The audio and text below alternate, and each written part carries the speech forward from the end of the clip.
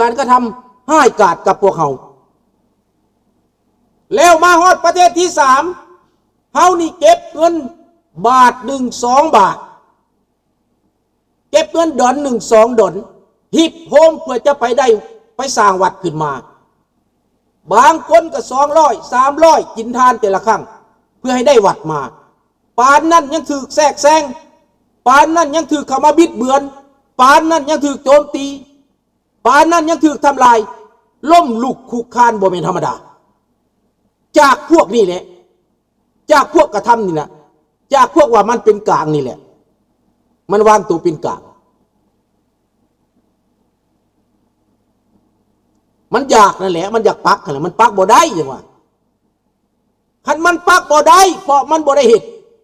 แต่มันบ่อยากให้เฮาปักได้ของเฮานี่นะปักบ่ได้บ่อยากมีปัญหาบ่อยากพิษอยากเถียงบ่อยากข้อมวุ่นวายหากแต่วุ่นวายมาตลอดเห็นบ่ล่ะดังนั้นข้าพเจ้าเว้าทุกปีข้าพเจ้าไปปักปุ้งตั้ง3 หัวอยู่ในวัดป่าเทพบรรดุลโดยบ่ได้เกรงใจอีใดบ่ได้กลัวอันใดปักมาตลอดพี่น้องปักมาตลอด40 ปีมาแล้วพี่น้องตั้งแต่สร้างวัดฮอดเดี๋ยวนี้ก็ปักมาตลอดแต่มันเก่าอยู่นั่นแหละต่อว่าต่อขานอยู่นั่นแหละพวกผีปอบพะนะมันบ่มีดอกทูตนั่นนะมันมีแต่พวกเลียตีนทูตพี่น้องฟังสิอธิบายให้ฟังตั้งแต่ก่อนคนลาวมาตกแคนาดาบ่ได้มีบ่ได้ยึดอันนี้เล่าให้ฟังว่ามันตัวว่าตัวคันอยู่บ่แล้วหั่นนะเล่าให้ฟังมันพยายามไต่สวนเฮามันพยายามใส่ให้เฮาว่าเฮานี่หุ่นแห้งเฮ็ดแห้งเฮ็ดคอยมันเว้าหั่นน่ะมันยุ่งยงปลุกปั่นแบบนั้นเพื่อให้คนนั้นแยกจากเฮาเพื่อบ่ให้คนใกล้เฮาแต่มันเฮ็ดบ่ได้เฮ็ดบ่สำเร็จมันเหลือใจแทบจะกัดหำตัวเองตายพุ่นแหละมันเป็นแบบนั้นพยายามอิโซเลตเจ้าใส่ความเจ้ายั่วไอ้คนบ่ใกล้เจ้าจังซี่มันยั่วอันน่ะมันอยู่ยงปลุกปั่นข้าพเจ้าได้ยินมาเบิดปากผู้ใดว่าผู้ใดเว้าน่ะข้าพเจ้าได้ยินมาเบิดแต่ว่าบ่กล้าเว้าทางหน้าเจ้าได้ล่ะเว้าทางหลังเว้าทางหลัง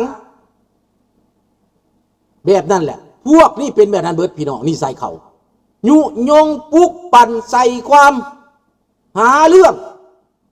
แนวบ่มีกับปั้นน้ำเป็นตัวแล้วแหละพวกนี้นะนี่สิว่าให้ฟังเด้อให้มีสติไว้เบิด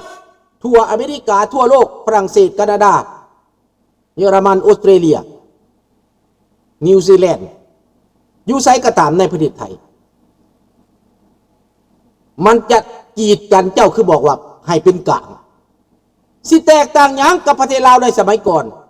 มันอ่านกินเจ้าไม่ใช่จังใดมันก็บอกว่าให้เจ้าเป็นกลางบ่ให้เข้าฝ่ายเสรีเป็นกลางเด้อบ่ให้อเมริกามาเขมรก็ให้เป็นกลางเห็นบอกมันสิตายแล้วนะมันปลุกหัวเข้ามามันด่าเราเห็นบอกมันสิตายแล้วนี่เอาเหยียบปากมันไว้ก่อนบักนี่นะจบเห็นบอกมันอยู่บ่ได้เด้มันอยู่บ่ได้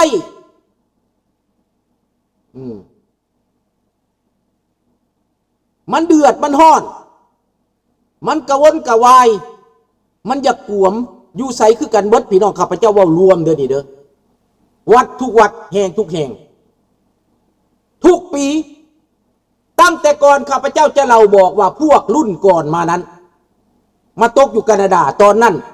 พวกเพิ่นมาใหม่ๆเพิ่นยังเจ็บยังปวดอยู่มาใหม่ๆอพยพรุ่นก่อนรุ่นอ้ายรุ่นพี่มาฮอดก่อนรุ่น1975 1980พากันไปจัดเขาห้องว่าเฟสติวัลอยู่ในเมืองข้าพเจ้านี่แหละแคนาดานี่แหละ ไปจัดงานเฟสติวัลในตอนนั้นก็มีหลายคนเป็นประธานกรรมการสมัยลุงภาพชนะคุณเพชรเป็นสมาคมเกเบกสมาคมแขวงเกเบกจัดงานเชิญเจ้าหน้าที่บ้านเมืองมาเชิญตำรวจมาเชิญทางการเข้ามาทุกปีไปจัดงานน้ำฮ้อน1996 95 96 97 98 99ฮอดปี2000ฮอด96 97 98 99พี่น้องปี2000เนาะจัดงานอยู่นั่นอยู่แถวติเมนถนนติเมนแถวกานาเดทางโตรอนโตก็มาทางซีไดก็มาอเมริกาก็มาเตะบานกันอย่างน้อยมี20ทีมเตะบาน15ทีมความสามัคคีโก้มากันเบิดทุกหลักทุกเมืองเขานั่นเวลาเปิดงานลุงภาพชนะคุณเพชรอดีตสมัยเรายังเป็นและคนลาวในนั้นก็มีหลายคนก็เป็นเสียงเดียวเอกภาพกันเบิดบ่ได้ติทุ่งสร้างสำหัวจักดิผู้ใดมากะเห็นมันปิวสะบัดอยู่เด้เคียงคู่กับทุ่งแคนาดาเคียงคู่กับทุ่งของเกเบกเคียงคู่กับทุ่งของเมือง4ทุ่งสร้างสามหัวนี่ปิวสะบัดตั้งแต่เช้าเท่าค่ำเวลาบ่ายโมงหนึ่งเพราะว่าเข้างานตอน11 โมง 10 โมงเข้าแล้วฮอดบ่ายโมงหนึ่งเปิดพิธีทางการทานผู้แทนทานรัฐบาลทานเจ้าหน้าที่ตำรวจขึ้นปราศัยประธานแกวงเกเบกขึ้นปราศัยประธานคนลาวได้เป่าหมากหวีดหยุดเข้าหลบทุ่งศาสตร์เตะบานอยู่ก็ต้องหยุดกำลังสิยิงเขาโกนนะแกบานลากขึ้นไปแล้วได้ท่าสิยิงแล้วนี่นะเป่าหมากหวีดหยุดเบิดพากันหยุดยืนชบรบ4ทีมเตะกันข่าวนั้นเปิด2เดินหยุดเบิดทุกเดินต้องเข้าหลบทุ่งศาสตร์ภาคภูมิใจข้าพเจ้าน้ำตาซึมได้เข้าหลบทุ่งศาสตร์ศาสตร์ลาวตั้งแต่เดิมมาโลดได้เปิดกระไดเพลงนั้นเจ้าสิมาแต่ไสกะยาต้องหยุดสงักเบิดเข้าหลบทุ่งศาสตร์เบิดแบบเดียวกับอยู่เมืองไทย8 โมงเช้าแกล้งเข้าหลบเบิดยืนใส่ในศูนย์ยืนเบิดนะนี่แหละแต่บาดนี้มาเฟสติวัลมาตั้งอยู่วัดป่าเทพบันดุลเอาเฟสติวัลมาตั้งมาเริ่มขึ้นมาใหม่เปลี่ยนคนจัดบาดนี้บ่มีทุ่งสร้างสามหัวได้หากีฬาบ่มีได้ก็เลยไปเชิญเอาพวกกีฬามาคณะกีฬามากบ่ให้จัดบ่ให้ใส่ทุ่งได้บาดนี้ข้าพเจ้าหลุดไปแต่ก่อนการเปิดงานเฟสติวัลนี่เป็นทางการต้องเปิดเพลงเปิดสักทุ่งศาสตร์คืนบาดนี้คือบ่มีบ่จำเป็นบ่จำเป็นเอาขึ้นได้ข้าพเจ้าเลยไปเอาทุ่งมาสักขึ้นแต่บ่ได้เปิดเพลงบ่ได้เปิดทางการงานเฟสติวัลแต่ละปีบุญพระเวทข้าพเจ้าบ่เอาขึ้นตั้งแต่บุญเฟสติวัลอย่างน้อยก็บ่ให้ลืมนี่แหละพี่น้องที่มาของมันผู้คัดขวางก็มีแต่ว่าสู้ข้าพเจ้าบ่ได้ตั้งแต่หันมาเก่าขึ้นทุกปีแต่มันก็บ่เซาเว้าหั่นน่ะมันบ่เซามันเว้าต่อมันหาเรื่องต่ออยู่นั่นแหละมันบ่เซามันบ่จบพี่น้องนั่นแหละเรื่องจริงเรื่องมานะแต่ว่าในที่สุดคนเฮานี่นะมันบ่มีจุดยืนเอาทุ่งสร้างสามหัวกับพิษกระดานหัวมันสิสักตายพอมันย่านซ้ำว่าผีปอบย่านหวาดซนพี่น้องนั่นแหละอยากให้เป็นกลางขั้นเป็นกลางแล้วมันตายโลดเป็นกลางนั่นน่ะ บัดมันเป็นกลางบ่ล่ะบ่มันไปแทรกแซงหมู่ก็คือข้าพเจ้าเว้านั่นแหละเฮาอยู่ดีๆวัดเฮาสร้างมานะพุ่นมันไปเอาป้ายมาจากเมืองลาวพุ่นมาสาธารณรัฐประชาธิปไตยมาปักใส่โลดอย่างบังอาจเลยพี่น้องบางคนก็เห็นตั้งที่ดีใจน้ำเขาอีกประเทศสิมังลงอีกข้าพเจ้าก็เว้ามาหลายหนแล้วมีหลักฐานเบิดเห็นบ่ล่ะเจ้าเว้าว่าถ้าเจ้าบ่เป็นตัวเองน่ะนะเจ้าสิเป็นบ้งกือเจ้าสิเป็นขี้กระเดือนเจ้าสิเป็นหยังล่ะเจ้าต้องเป็นตัวเองแม่นบ่ล่ะลาวนอกที่มาของเฮาเป็นลาวนอกเนาะแล้วโง่ไปหาเมืองฝรั่งเป็นหยังมันจะมิดจะเงียบก็เพราะว่ามันบ่ได้มีศักดิ์ศรีเป็นของตัวเองเพราะว่าเฮาบ่ได้มีความสามัคคีเวลาเกิดเรื่องเสยไผเสยมันเป็นบ่ใหญ่ลุมโพ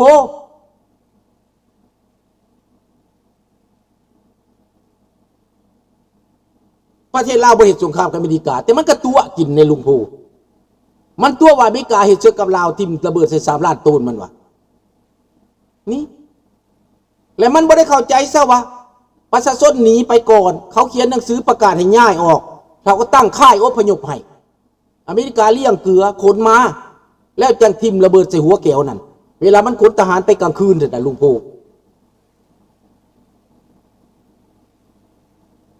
มันอวดอ้างวาสนาอเมริกาอีกเด้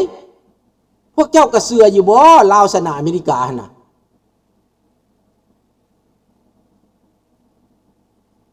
เสืออยู่บ่มันเป็นปานนั้นพุ่นว่าเก่งปานนั้นพุ่นว่าก็เก่งปานนั้นก็เป็นมหาอำนาจละติเห็นบ่ล่ะเสียเขาตัวเฮ็ดหยังดังนั้นอยู่ในเมืองฝรั่งนี่เป็นหยังเรื่องมันเกิดขึ้นแล้วมันจะพยายามบิดเบือนมันจะพยายามตัวและคนอยู่ในเหตุการณ์ก็บ่ฮู้เรื่องบ่ฮู้ราว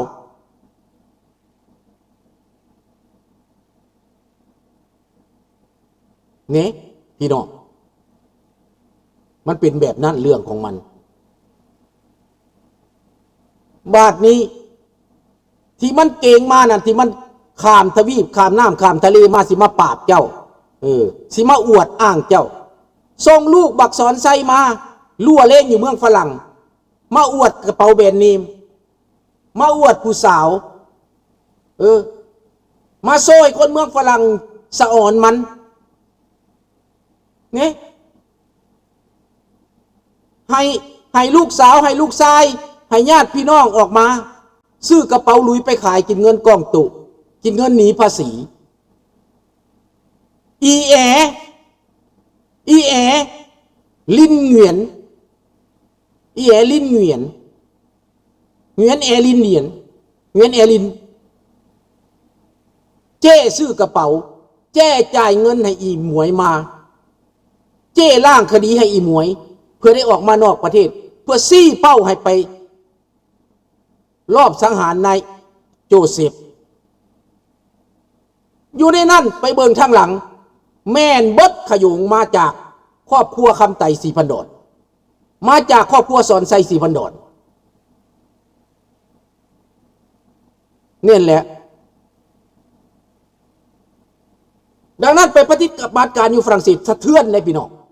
สะเทือนไหนดังนั้นเฮาจึงซับอยู่มองเก่านี่นะซับจนว่ามันล่มสลายพุ่นน่ะพี่น้องข้าพเจ้าเคยว่าคาถานกใส่นี่มันเจาะโกนไม้มันซับอยู่บนเก่านั่นแหละอีลิเงียนนั่นแหละซับอยู่บนเก่าซับจนว่ามันดอกซับจนว่ามันกูนนกใส่เฮาก็ใส่คาถานกใส่ปฏิบัติการนกใส่ซับบนเก่าอีแอลิ้นเงียนนี่นะกับบักวันตวนนี่นะบักวันตวนนี่มันเวียดนามสดๆนั่นอีแอลิ้นเงียนนี่มันเกิดอยู่ลาวแต่มันเป็นแก้วหยังแก้วเผด็จการคอมมิวนิสต์ ข้าพเจ้าบ่ได้ด่าพี่น้องเกี่ยวที่เป็นพี่น้องเกี่ยวคนลาวเกี่ยวที่ว่าคนลาว